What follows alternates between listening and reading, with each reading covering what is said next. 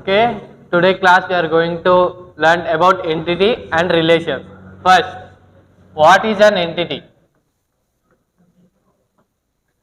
An entity is a set of collections with similar entities. For example, entity means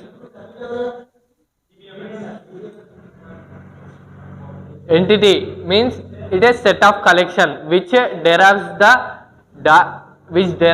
the details of an attribute. For example, this is an attribute name employee. This is an attribute. For this we will derive, this is an entity. For this we will derive some attributes like details, ID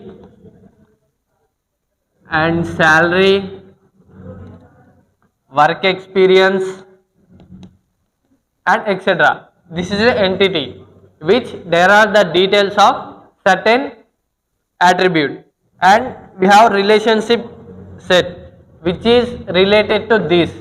It means that if a employee is there, for this any relation is required. For example, we need a employee ID and also salary to derive about an employee. This is a relation set. And also entity will be represented in rectangular box, and also attributes, it means in this entity will be represented in rectangular box. It means that employee is an entity. And also attributes means the subdivisions of the entity will be in oval shape.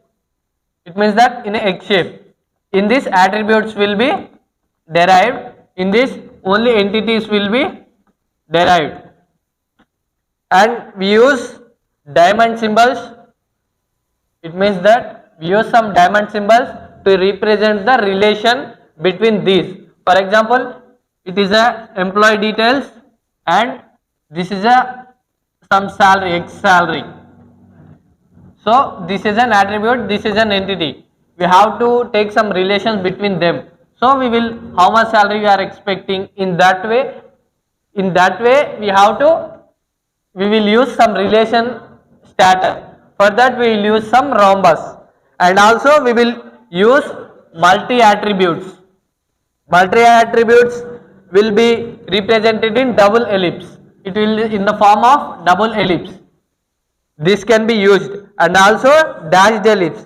This dashed ellipse, it means that it will be in the form of dotted ellipse. It is represented some derived ellipse.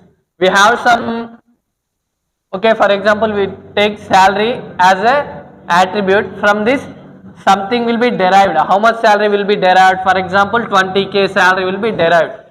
In such a way we use some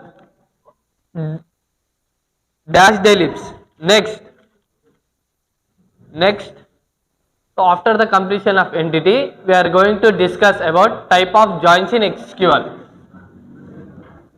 Types of join in SQL. So we have 4 types of joins in SQL. It is intersection, and this is a left join,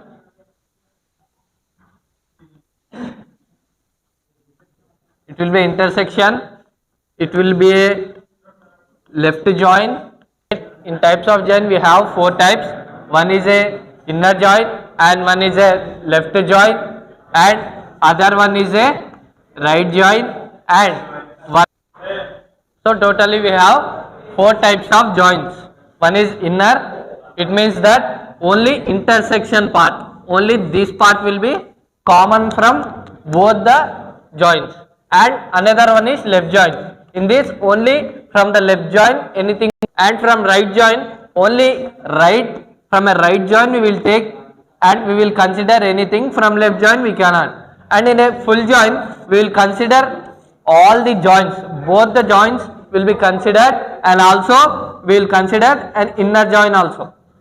In this way, so these joins will be helped.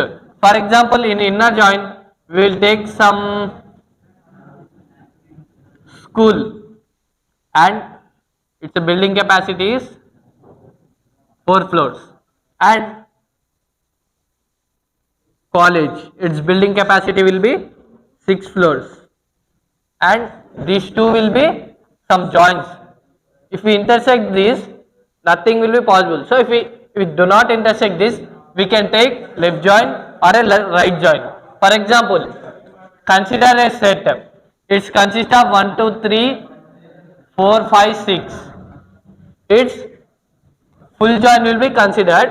Another set, if we take that 1, 2, 1, 4, 5 and 3. We take 3 as a inner join because both having a same common 3, 3. So we can consider 3 as a inner join. In a right join, we can take as only, for example, school 4 feet, inter college 6 floor. So this cannot be considered, only this will be considered. In this way, joins will be derived. So by this, our types of joins in SQL had completed.